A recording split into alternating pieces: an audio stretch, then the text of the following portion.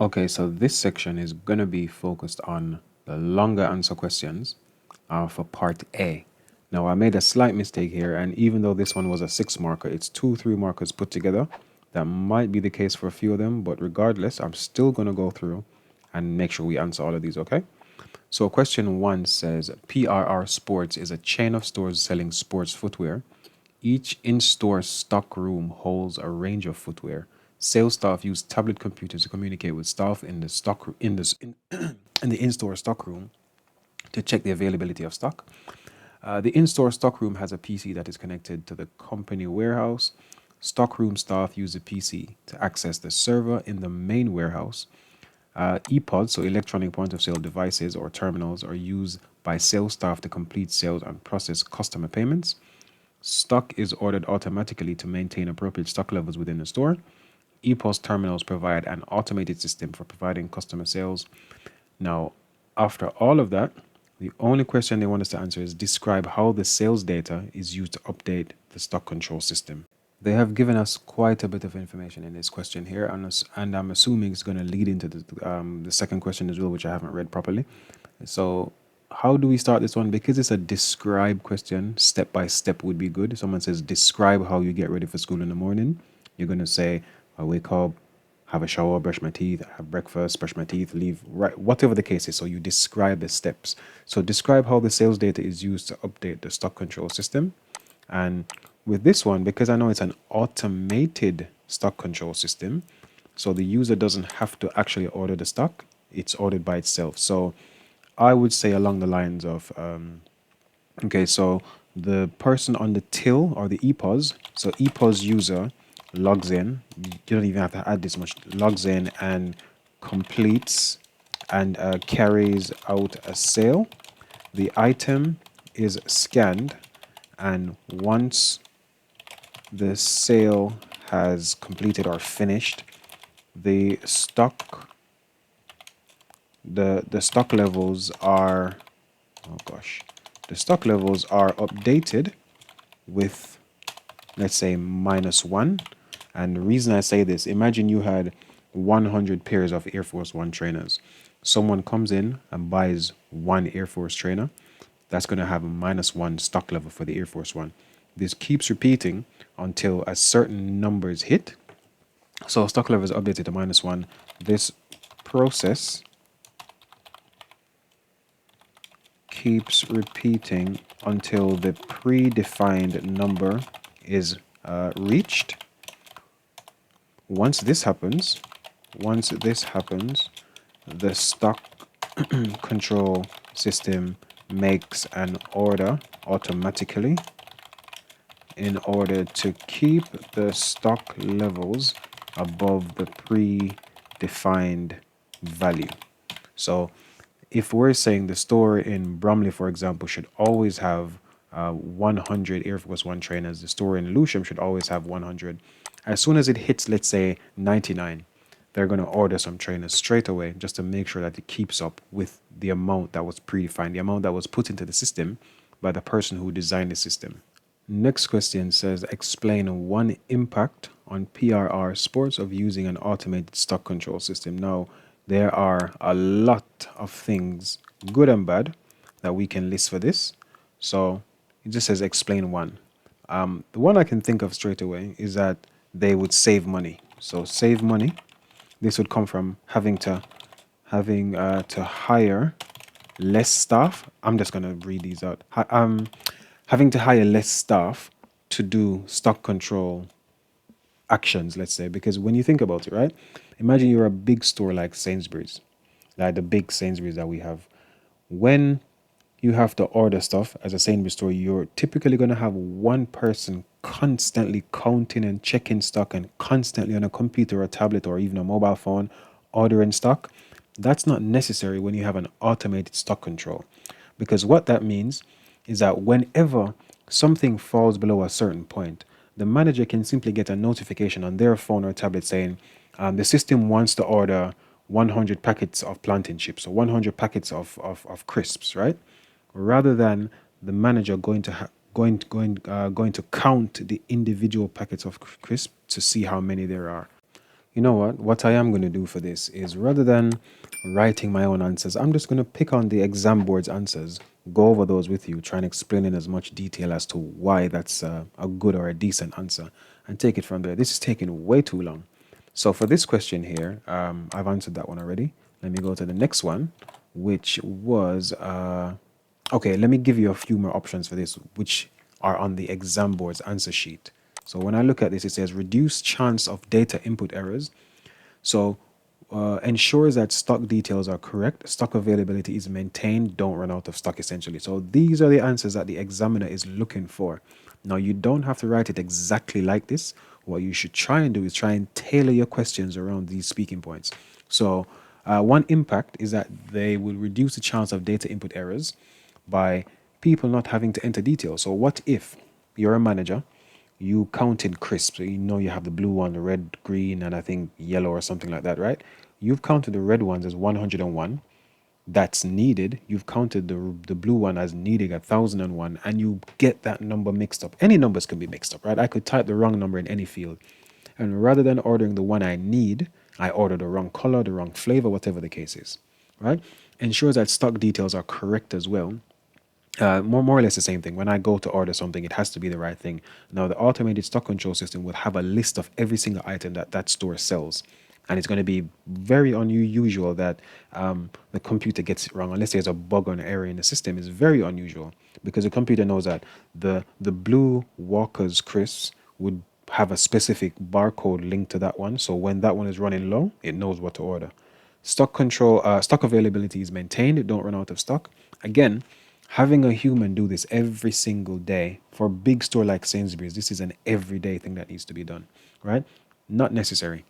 The computer will simply flag up to one manager or a couple managers what needs to be ordered at the end of the week, and that's done. If that is not the case, and let's say the people or the person who is in charge of stock control is not in, they're sick, they're off on holiday, then the next person has to do it, or they have to find someone to do it. That's just going to be a very long process. And next it says stock levels instantly updated. Yes, typically those small corner shops, they have to count the amount of stock that they have by themselves. So that person in the shop has to count what they had this morning or the last time they counted versus what they have now to see if it makes sense to buy some. With the automated stock control system, none of that's needed. I simply generate a report at the end of every day, or I look on the system to see, oh, I wonder if I need crisps. Let's see how many I have. And then that's it. It will tell you how many crisps you have. Ensuring that new stock is ordered in a timely manner. That's more or less the same thing again. When stuff is needed, it goes ahead and orders automatically if it has been set up to do that. Improving customer satisfaction, increasing profit. You improve customer satisfaction by simply having what they need. If every time I go to a shop, I love plantain chips, right? I'm Caribbean, I love plantain chips. Every time I go to a shop, they have exactly the thing I need when I need it. Then that's going to improve my satisfaction of going to that shop. It's also going to improve their profits because if they always have the thing I need, I'm always going to buy it. They're always going to make profit on that item, which increases their profits overall. Joe runs a small company. The company is moving to a purpose-built office. That simply means it was built just for that person. It was they specified what they wanted and it was built for them. Joe has asked an IT expert for advice about suitable IT systems.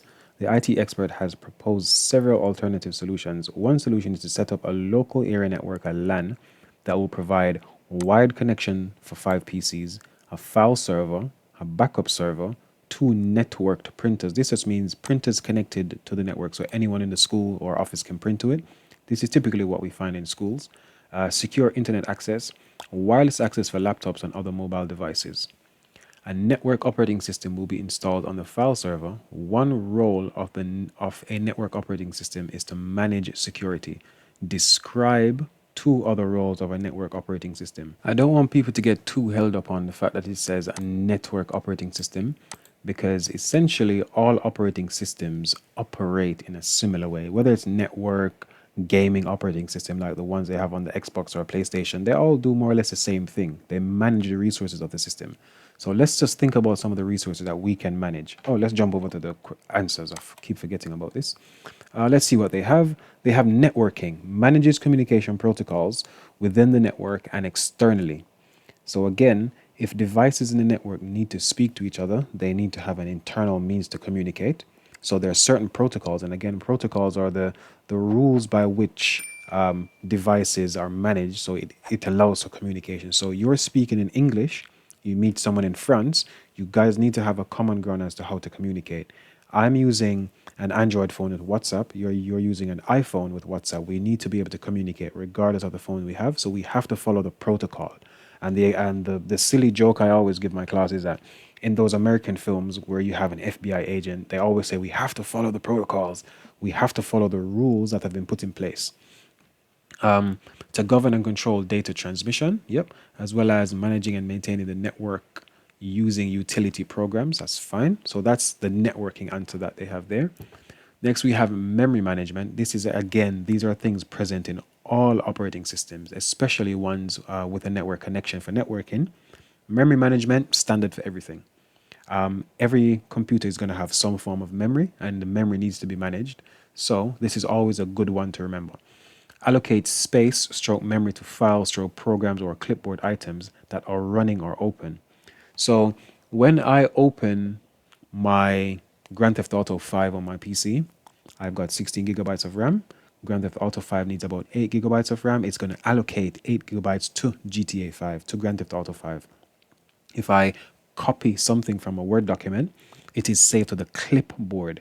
That is also using RAM because it's not stored to the hard drive in any way. It's using RAM. So it's holding that information temporarily. If I turn my PC off and on, that goes away. Yep, decides how much. Yeah, decides how much each process will get. Process will get memory and what time. Yeah, so how long will it have the memory for? Does it need it right now? It just manages memory overall, so it decides everything around memory. Monitors each memory location status, i.e. free or allocated. Again, I've got 16 gigabytes. My operating system, so Windows 11 is using like 1 or 2 gigabytes. GTA 5, so that's Grand Theft Auto 5 using 8, so 8 plus 2, 10. So I should technically have 6 free. So if I open another game or another program that needs 4 gigabytes of RAM, it should take 4 from that 6, so on and so forth. Next, we have multitasking. Allocates each task a slice of processor time, keeps a track of where the user is in each task, and goes from one to the other without losing information. So multitasking is actually a myth. Let me explain. There's no such thing as doing more than one task at a time in computing.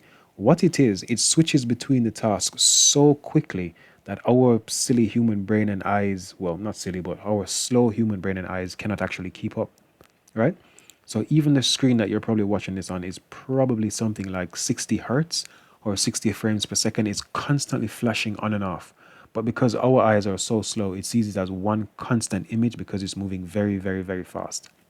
So again, allocates each task a slice of processor time. Whenever I open a program, the processor decides, okay, this is a very important thing. Let me give some of my processing power to that thing. So let's say I open Grand Theft Auto 5 again.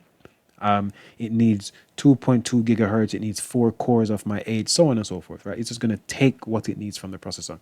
Keeps track of where the user is in each task. So when I switch between Grand Theft Auto 5 and Chrome, it says, okay, let me just hold that information where it is in Chrome and hold the information where it is in Grand Theft Auto 5 temporarily and allow the user to use something else and come back. And goes from one to the other without losing information.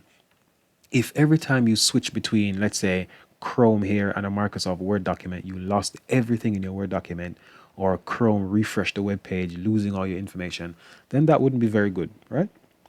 So next we have device drivers. Before I even go into this, we need to know some of these terms, especially device drivers, multitasking, memory management. Device drivers receive signals from or communicates with hardware. So whenever you plug your mouse or keyboard into your laptop, mouse, keyboard, laptop, printer, mobile phone, they all connect using the same USB method, right?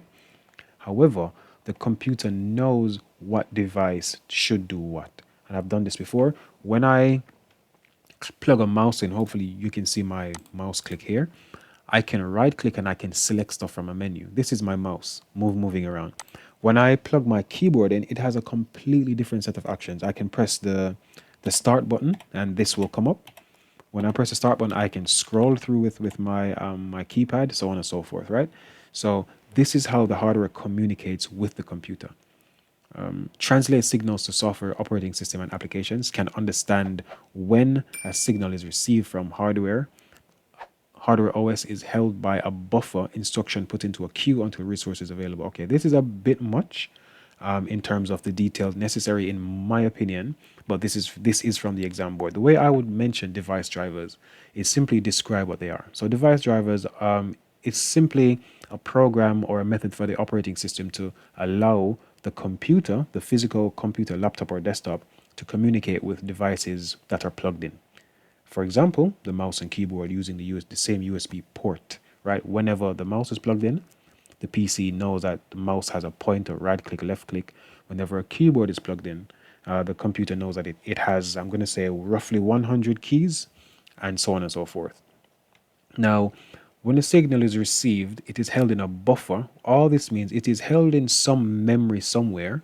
And so a buffer is used to slow things down. So you can't have everything going in at once.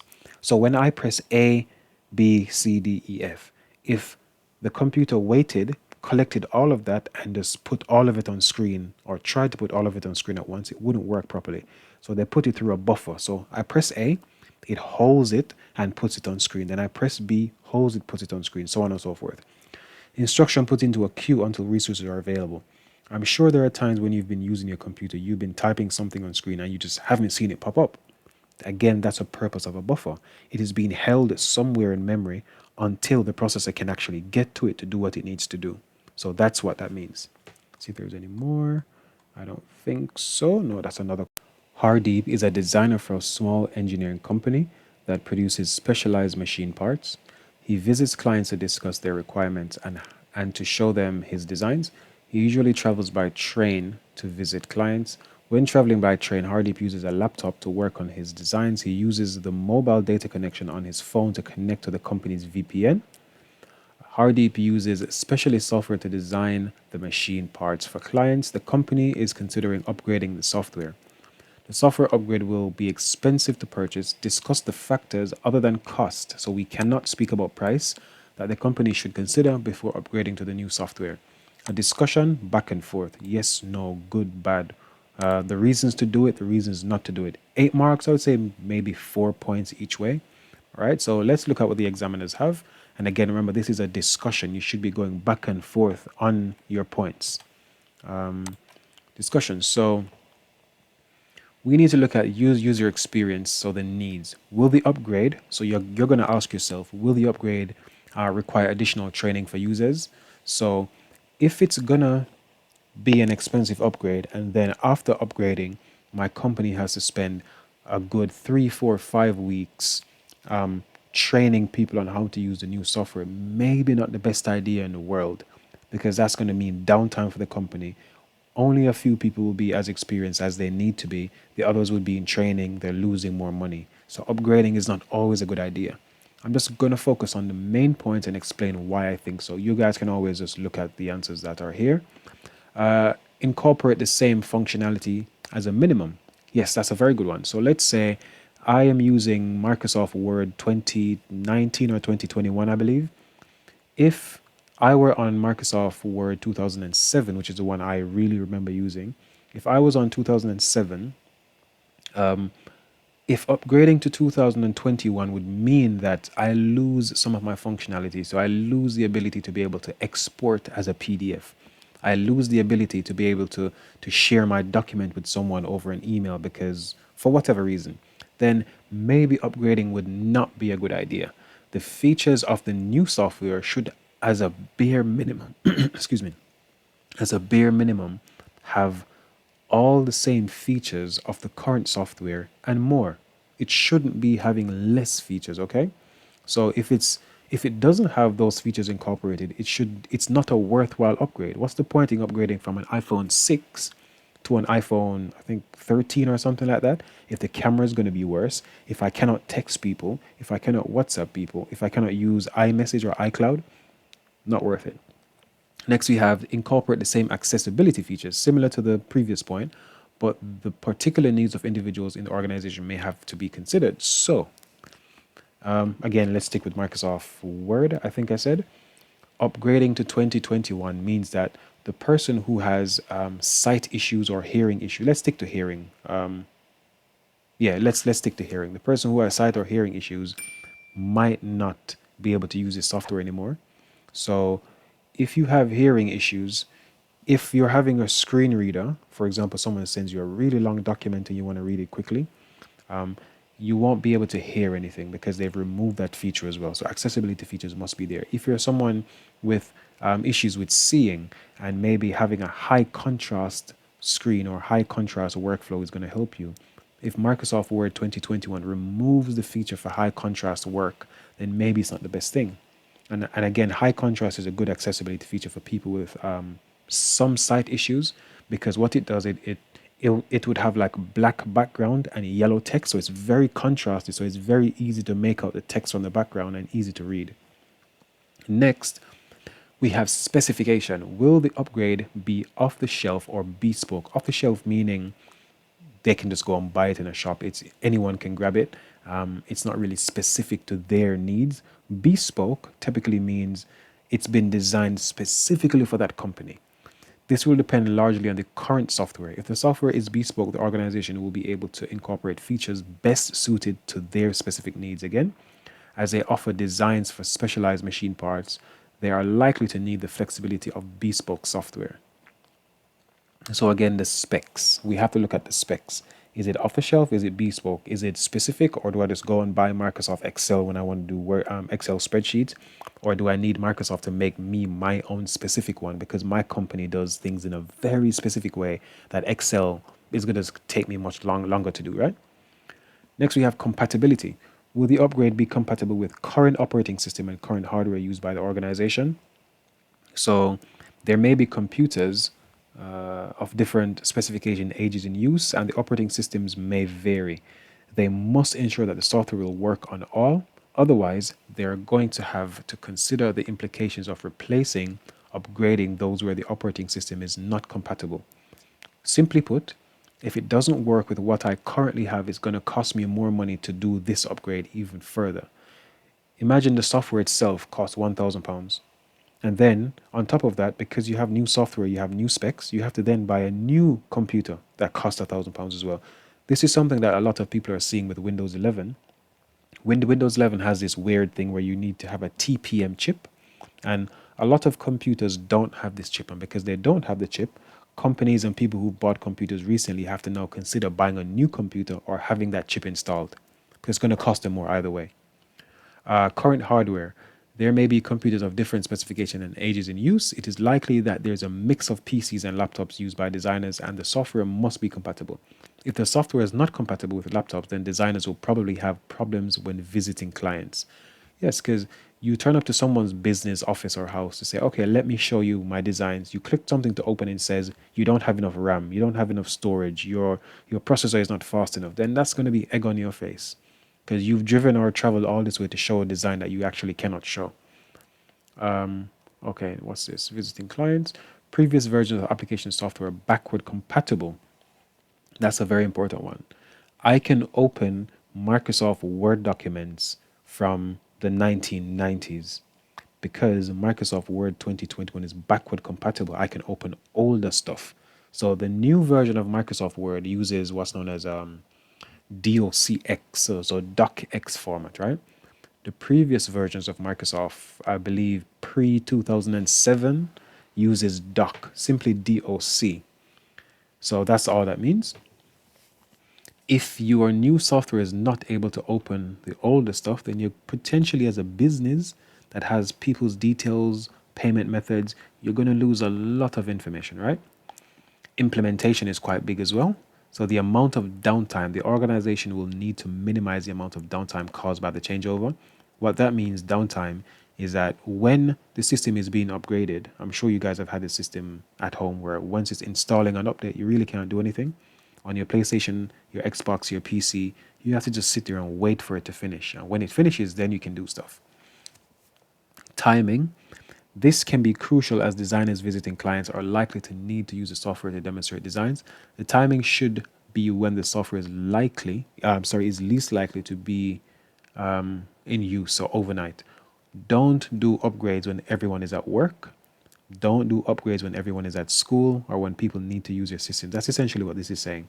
Typically, companies do upgrades or updates at nighttime between, let's say, randomly 8 p.m. to 5 a.m. when no one is there. And updates don't typically take that long. But you want to do it at a time where if something were to go wrong, you would know before the person needs the computers, right? Who will carry out the upgrade? Is there the technical knowledge within the current IT provision in the organization, or will they need to employ outside agency? There could be security issues if an outside agency is used, as customers' designs are likely to be secret. This is true for any IT company, any school, any college, any workplace. Typically, what you have on staff is you have a network engineer, maybe an admin person, and a few other IT people. If something really big needs to get done, they might have to get a network or architect in, or a network or a cloud architect that actually sits there and designs what needs to be put in place. When it's done outside of your company, people who shouldn't really see certain details can see certain details because they've been essentially given admin privileges. Not always a great idea, but in some cases there is no other choice. User support. In addition to support needed during the implementation, in post-implementation support available. So, is post-implementation support available after you've put the thing in place? Is there anyone to call if something breaks? Essentially, what that's saying. Both in terms of on-site help and a call desk facility. So on-site help, I can run to my IT department and say, listen, this thing isn't working, I need help. A call desk typically means you send an email or you phone someone to say, this thing isn't working, how do I fix it? Designers traveling may need to access the call desk facilities. The implications of software problems could impact on the organization. Clients will not be pleased if they cannot see designs when necessary. Stroke cannot have designs provided on time, and this could lead to a loss of business. Now, I know that was a lot, but if you need to go over this, simply rewind the video, pause it, read what's on my screen as well if you want. Or I've tried to explain in as much detail as I could explain. They've explained the what, I'm explaining the why. Clearsons is a small business with a head office based in the northeast of England and offices in other parts of the UK. It has a network that is used to access all software and data. Clearsons has decided to update its computer systems. Clearsons is considering moving to using a software as a service, or SaaS, cloud-based software and storage system, rather than replacing the existing systems with like-for-like systems. The company believes that this change will bring benefits for both the company and the staff. Analyze the benefits of Clearsons and its staff to offer move to software as a service, cloud-based storage, and software. Okay, so how do we start answering this question? So using a software as a service, so SaaS, as an alternative to the current systems will bring advantages to Clearsons. In the traditional current system, Clearsons had to build the server, install the application, and configure it. What this is saying is, we're just continuing from what they've said. They've said in the question that it will be a benefit. So one of the reasons, or a few of the reasons why it will be a benefit, is that in the current system, they had to build a server. Now, when we think about a server, think about a massive stack of computers in a room. You have to know what you want. You have to go on, let's say Amazon, and order the parts. When the parts do come, you then have to have the know-how. I can build a computer, but how many of you can build a computer from scratch, right? After you build it, you then have to install the operating system and configure the applications that you need just so that it would work. And even then, you might have issues. And if you don't know how to solve that one specific issue by yourself, then that's your whole network potentially down. Next, we have using software as a service. Clearsons don't physically buy a server, but access a part of a much larger server, which is offsite away from the business. So this is typically how cloud computing and cloud storage works. You as a single user or a single company, you don't need to have stuff on site. You simply use Amazon's AWS, Google has Google Cloud Platform, and Microsoft has Microsoft Azure. You use those platforms and you're basically renting a section of their storage, renting a section of their computing space. So it says here reduction in initial capital expenditure, right? So just by reading that, it describes what is happening here, right? Reduction, so less money is put in initially to start this up. When you have to buy a server, if I go to Amazon and I can show you servers costing upwards of 50,000. I've seen servers for 100,000 already. Now, this is not what every company will need. However, servers do cost a lot. How much does AWS or Microsoft Azure cost? A couple £100 a month. Now, it's going to be much easier for a company to pay £100 starting up their business compared to paying £100,000 starting up the same business when you use the cloud. So, as there are no upfront costs for expensive hardware. You don't have to buy the hardware upfront. You simply pay for a monthly service, use a single laptop if you need to set everything up, and then you're good to go. No need to pay for technical staff, either in-house or on a consultancy basis, to design, install, or configure the system. This is 100% true. If you go to Microsoft and you pay for Microsoft Azure, that's your cloud service provider, right? You don't have to then have an IT guy in the building or have a couple IT guys in the building in case something happens. If anything happens, you contact Microsoft support, explain to them this is what is happening, I need this fixed, and they'll get it fixed. That's it. And this typically comes bundled in with whatever service you have. Is normally not something you have to pay for extra. Next, no need to pay for technical staff to maintain the system. That is 100% true as well. And deal with user issues. The system doesn't need to be maintained. You, as the company, don't need to think about, I need to do an update on Friday and need to have it done over the weekend. Microsoft does everything. You pay them, you use it, they maintain it, they upgrade it, they install it, they configure it, they design it. Everything you need is done by them. Clearances will not need to buy the software. Instead, it can use a subscription-based pay-as-you-go model. This will give it authorization to use the software for a period of time and pay only for the software that is used. Now, many people pay for Microsoft Office as a basic example. The three main programs that people use are Word, Excel, and PowerPoint. However, you have to buy the entire package in most cases, which costs maybe, I think it's like £90 now. That means you're paying for stuff you don't use, you have never used, and most likely will never use. I've never used Publisher. I've only opened it just to see what it's like. That comes bundled with it as well. I haven't used Access. If I don't teach databases, I would never have a reason to open Microsoft Access in most cases. However, it comes bundled with it. Having a pay-as-you-go model means that you don't buy the software outright. You simply pay that simple monthly subscription. Now, it might work out more expensive if you have a small number of people, but if you have a large team, let's say you had 50 people in your team and every computer needed to have Microsoft Office installed, it would make much more sense for the company to pay Microsoft, let's just say £100 a month, and they can have each of those users will have a login and they can use all the Office apps they want. Server capacity can be scaled up and down to fit the needs of the business. This has the added benefit of being better for the environment than running a server with excess capacity. This is one of the main things about using the cloud. The scalability of the cloud. Think about it like this. You have a server in your office or building. Your server is always running at 100% because that processor, it might scale up and down just a tiny bit, but it's always using bare minimum 1000 watts, for example, right? When you're not there, because the website is being run on the server, it's still using 1000 watts. Over Christmas, we have 2 weeks off from school. That server is still using 1000 watts.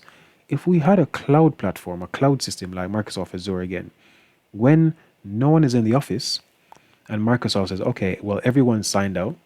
So rather than charging the typical, let's just say £1 an hour that we typically charge, right?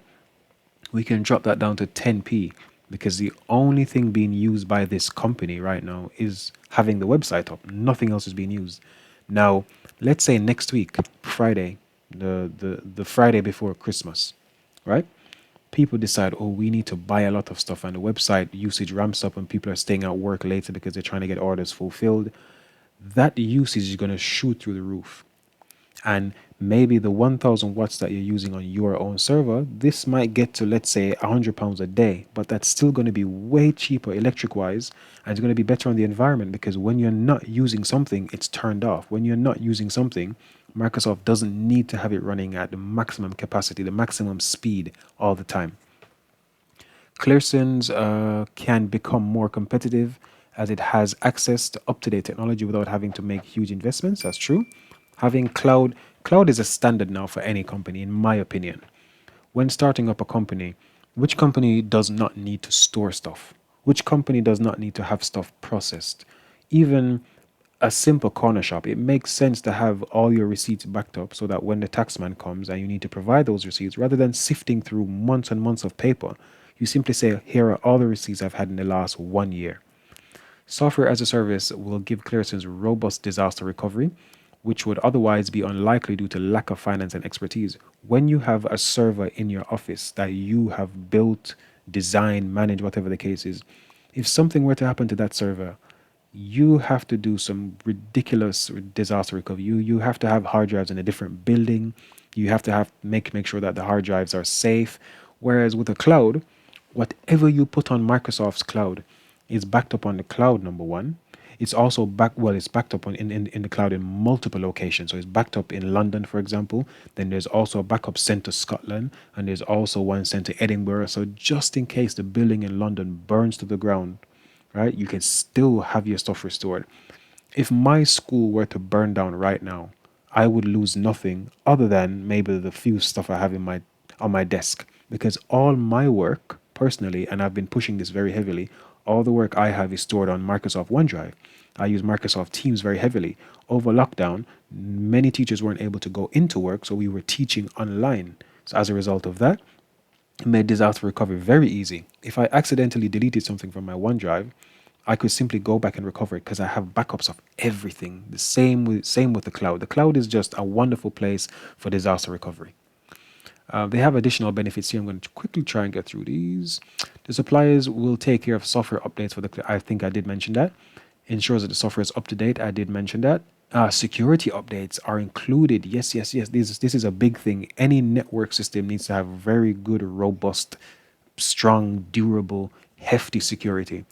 And having one IT person in one company try to manage security versus having the entire Microsoft security team manage security, logically think about the one that you would want to choose. Personally, for me, I want the company that has 1,000 people working in security that are always on call, that are always watching out for stuff. Not that one guy who might miss something or that one lady who might miss something. Not that one person who doesn't have all the knowledge of the 1,000 people working at Microsoft. Where are we now? Cloud business applications are offered by suppliers much cheaper than bespoke packages or other commercially available software. That is true. So when Microsoft tries to sell, for example, a school Microsoft Office, they don't say, okay, well, we're going to charge you £90 for every PC that you install this on. No, no, no, no, no. They typically have what's known as a site license, not a website license, but that building, that school is called a site. So, for example, I work at a school that has 3 or 4 sites. So when we purchase a site license, any PC in that location has access to Microsoft Word, Excel, PowerPoint, and so on and so forth. So that's going to be a lot cheaper for them because they pay. Imagine my school has, let's just say, 1,000 children or 1,000 students. Paying £89 for every PC in that building means that that could potentially cost up to £89,000 versus paying Microsoft 200, let's just say paying £1,000 a month to have access to every single thing, and for every student that has come in and done coursework and graduated, so on and so forth. Now we're going to look at the benefits to staff. So that was benefit to Clearson's, the actual company, but now we're going to look at the staff. Because the system can be used anywhere with an internet connection, staff will be able to access files, folders, software when they're out of the office. Again, looking back at lockdown for most people, well, not just teachers, but a lot of people were working from home. And it is because of cloud services like Azure, AWS, and GCP, Google Cloud Platform, why people were able to do this. I store all my files in OneDrive. The PowerPoint, spreadsheets, Word documents, worksheets I created, everything is on OneDrive. So when I needed to present a PowerPoint, I simply went to OneDrive, opened it, shared my screen on Teams, did it. When I needed to give worksheets to people, I just created a Teams lesson, shared my worksheet, that was it. when I needed to do videos, whatever I needed to do, I could do over the internet, and it made my life so much easier. Without the internet, without cloud, there would be no alternative. I would simply have to maybe create the worksheets and have them posted out to children. It's not very practical in 2022, right? Many suppliers provide mobile apps that will allow staff to access the data on a range of devices, correct? I, at some points, I had to go to the hospital whilst I was in lockdown. And what I actually did, I had Teams on my phone, I had my headset on, and whilst on the train, I was still speaking to my students. They asked me to check a particular part of their work. I could go into Teams and I could open Word and I could look at the worksheet that they were doing or the coursework that they were doing, and I could still give feedback, although it was verbally because the phone isn't the best way to do this. But the fact that the option was there was very, very, very helpful. Some staff, example office staff, may be able to take advantage of the system to work from home. Yeah, that's been explained already. Because all files are stored centrally, everyone sees the latest same version, leading to improved collaboration, reducing the problem of conflicting file content, formats, and titles. True in some cases, very true if you're like in a school or in a company where you work by departments. So because I am in IT stroke computer science department, only people within my department should really be checking my files. No, anyone can check. So if I have a worksheet which I updated last week Friday, my fellow colleagues don't need to go and recreate that worksheet. They can simply look at the one that's there, add or take away a few questions to make it more usable or just better overall. So that's what that one says there.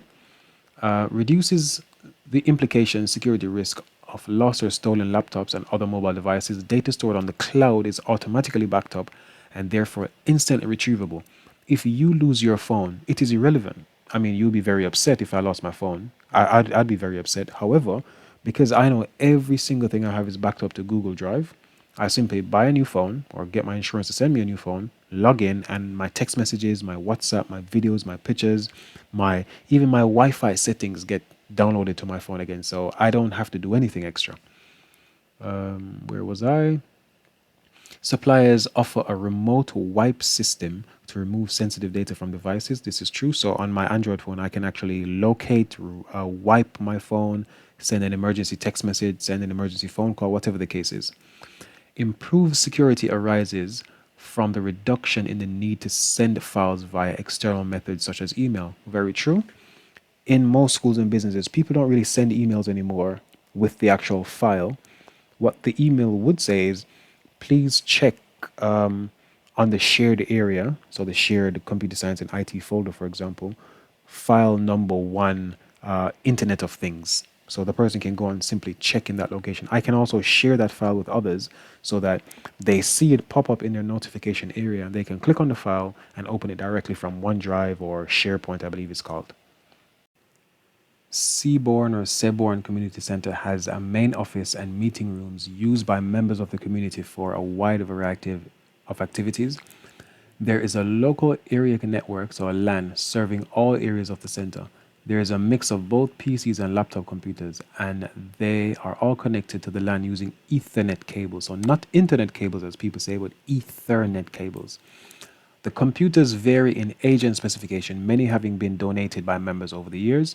The center has been given a grant to replace the computer system.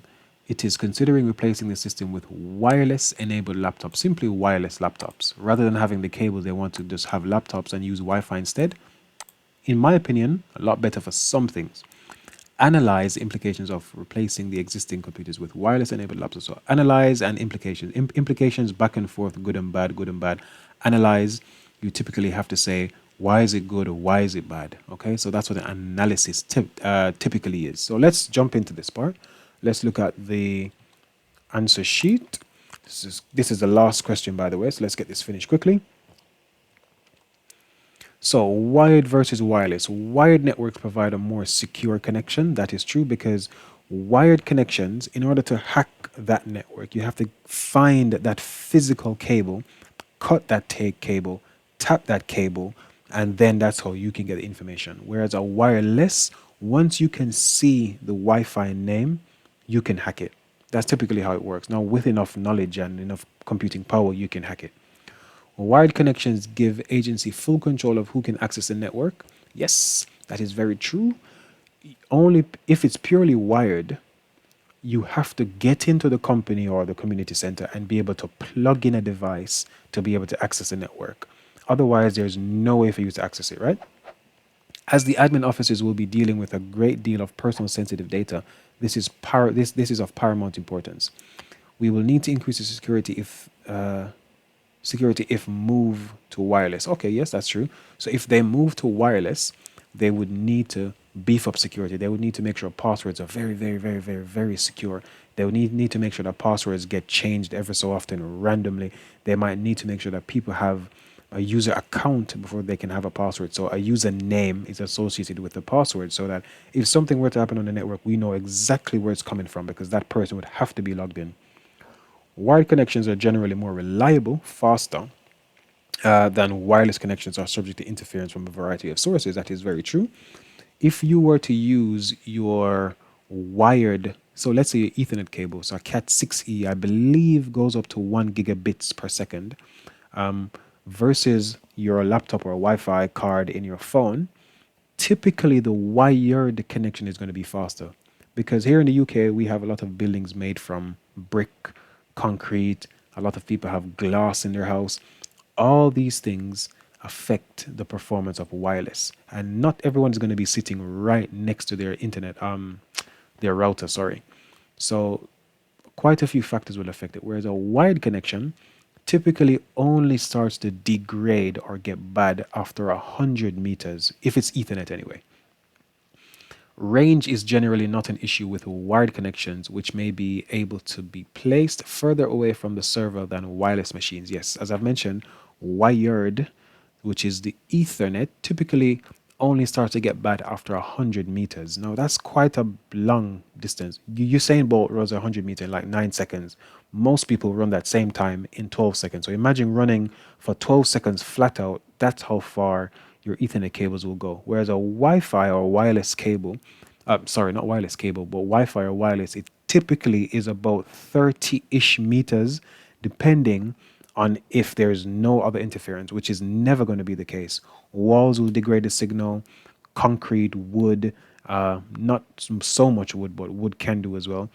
Glass, metal, other Wi-Fi enabled devices, because if they use a similar frequency, then your Wi-Fi might just be kicked out.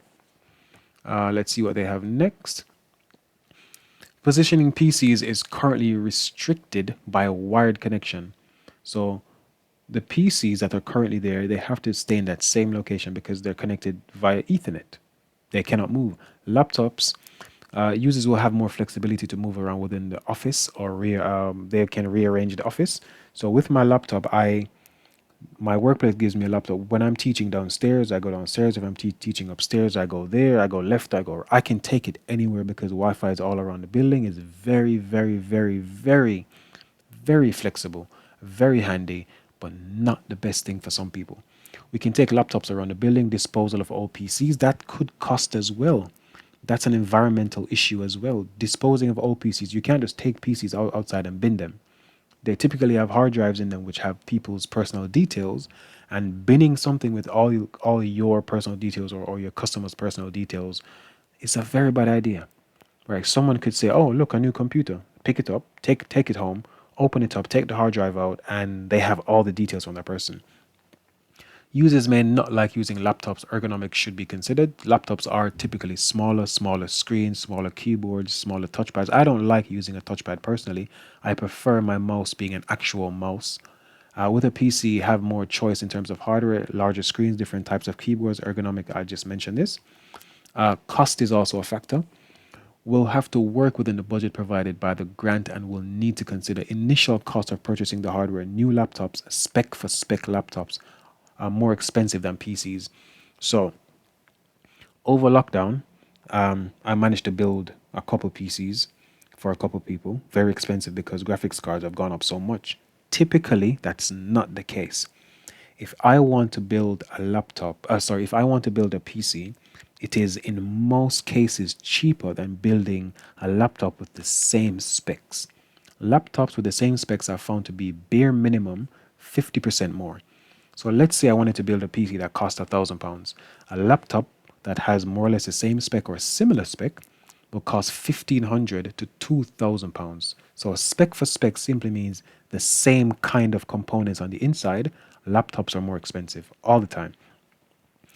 Maybe cost of updating software. Existing old PCs may be out of date, incompatible with new laptops and modern operating systems. That's true. So you have to think about when buying a new laptop or newer laptops, it's going to come with a new operating system, which means that the older software that you do have might not be compatible. In most cases, it is, but if it is not compatible, then you have to think about buying new software as well. Maybe some increased cost for software licenses, depending. Yeah, that's more or less the same thing. So if you buy the software, this is going to cover all of that. However, in most instances, site licenses will have been purchased, and the license can be transferred from PC to laptops. That's what I mentioned in a previous question, where a site license, whatever PC that company owns, they can simply transfer the license. It doesn't matter. Unlikely to be any minimal training costs unless new software is necessary. Yeah, that's true as well. So they don't need to think about training unless there's the software that's going to be used is drastically different from what they've had before. Maybe increase in ongoing costs as wireless networks are generally require more maintenance. So you have to have an IT person on staff to make sure the MAC addresses are okay, making sure that you keep adding new MAC address every time someone comes in and blocks ones that have been removed. Whereas an Ethernet port in a laptop, you plug it in, it should just work. It's very, very simple. Implementation, timescale, testing, and downtime. Will be very little downtime when replacing computers. Data from PCs is stored on transfer to server. That's true. However, we'll need to test system to ensure that the system can cope with the wireless traffic. That's very true as well. Having a lot of devices on your Wi-Fi tends to be more problematic than having it routed via an Ethernet cable, for example. Need to do this to minimize disruption, schedule appropriately.